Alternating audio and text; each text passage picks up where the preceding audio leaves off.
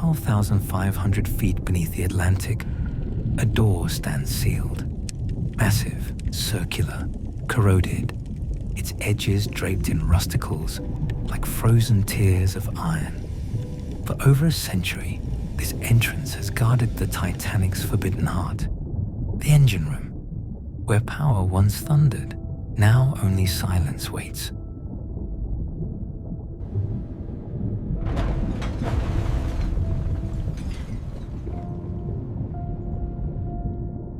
The locking wheel is frozen in time, wrapped in rust and bacterial decay. Every groove tells a story of the last hands that turned it. The bacteria feed slowly, patient sculptors carving away the past. This mechanism once controlled access to the ship's soul. Now it controls only memory.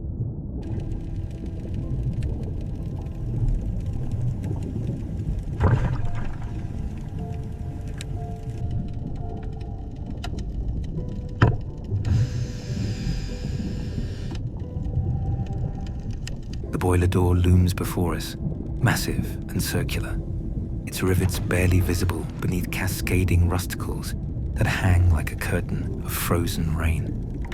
Behind this door, coal fires once burned at 1,000 degrees. Now, through the opening, only darkness and cold water flow. The furnace that drove the dream has become a tomb of ash and memory.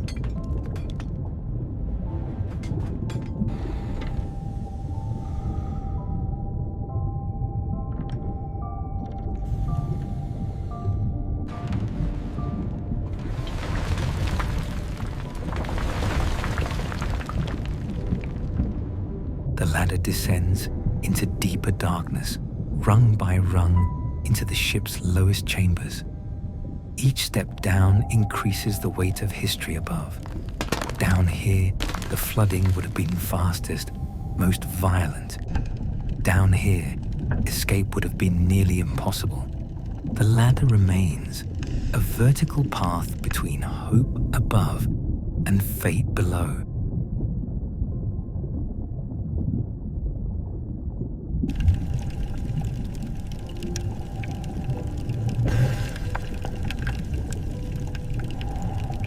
A worker's lunch pail rests on a shelf, its metal handle still intact beneath bacterial growth. Inside, whatever food was packed that morning dissolved long ago. This simple container represents normalcy, a man expecting to eat lunch, to finish a shift, to go home. The lunch pail remains, waiting for a hunger that time has erased.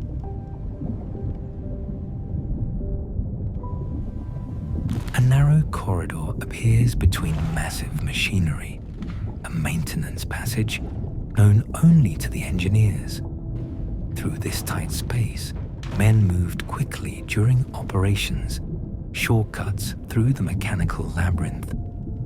Now it stands claustrophobic and threatening, its walls closing with bacterial growth.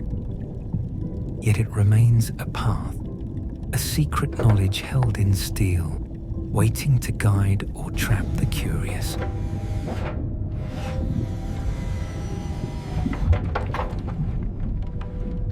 An automatic lubrication system hangs suspended, its glass reservoirs cracked but still visible.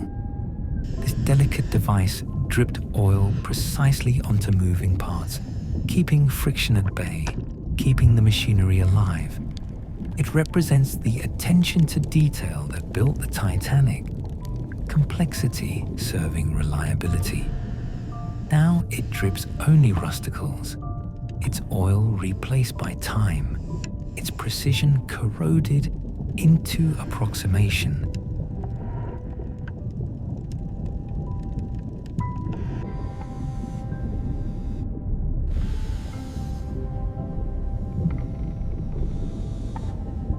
A piston rod as thick as a man's torso connects to its crank, every joint and bearing visible in the light. This assembly moved with violent force, yet precise timing. Thousands of horsepower, focused into rotational energy. The smoothness of its surfaces, even beneath rust, speaks to the machining precision of its age. It pushed the Titanic toward destiny with each powerful stroke.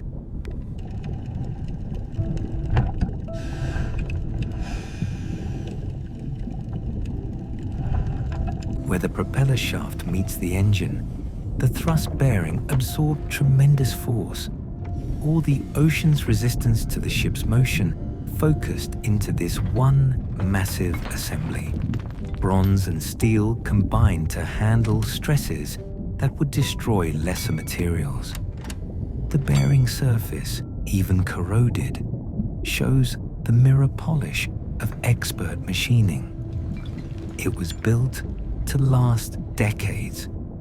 It lasted 3 days of operation.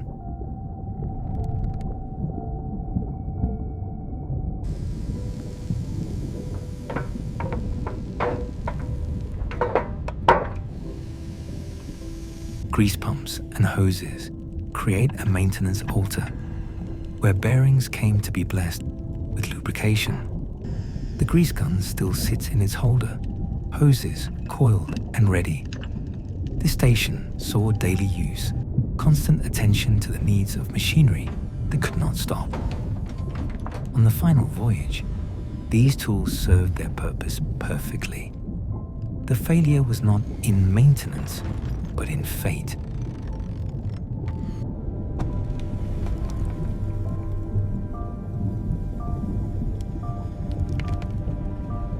The brass warning bell hangs near the entrance, its clapper still free. This bell rang for shift changes, for emergencies, for alerts. On that night, it rang frantically as water invaded. Its sound carried through the machinery space, urgent and terrible. Now silence is its only tone. Yet the bell could ring again, if struck. Potential sound trapped in brass, voice waiting for catastrophe that has already occurred.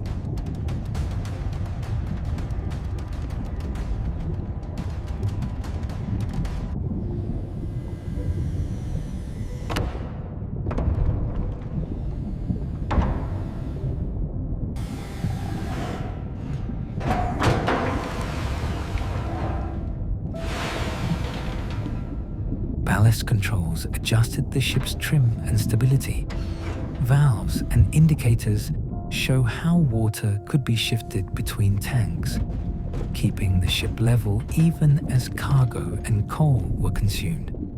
These controls represent the subtle art of keeping a massive object balanced on water.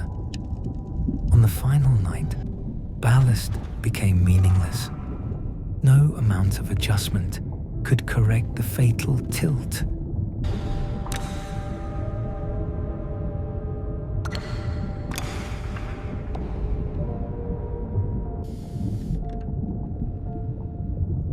The main throttle controls the central nervous system where orders became action.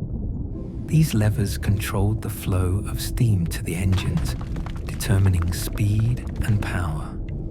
The throttle position was adjusted constantly, responding to bridge commands, sea conditions, operational needs.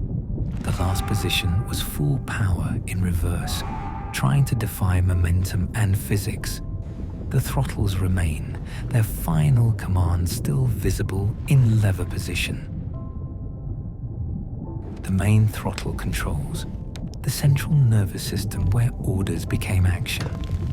These levers controlled the flow of steam to the engines, determining speed and power. The throttle position was adjusted constantly, responding to bridge commands, sea conditions, operational needs.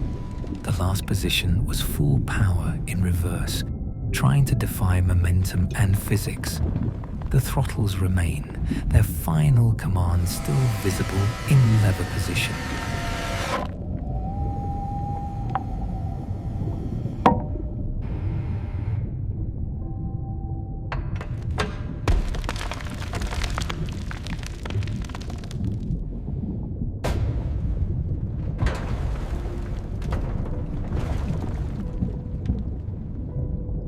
brackets for emergency oil lamps show the backup to the backup. If electricity failed, these oil lamps would provide light. They represented final redundancy, last resort illumination.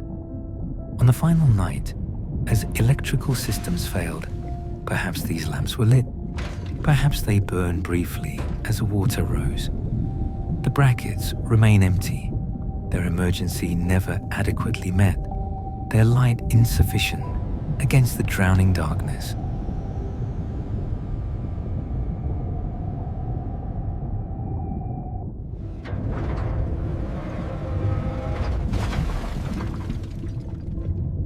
A final panoramic view sweeps across the engine room, light catching rusticles at every angle, revealing the full scope of mechanical ambition and natural reclamation. This room represented human peak achievement. In 1911, the most powerful marine engines ever built, the epitome of industrial might. Now it represents humility, the ocean's patient victory over steel and steam. Looking back means seeing both. What was built and what remains. Pride and its corrosion.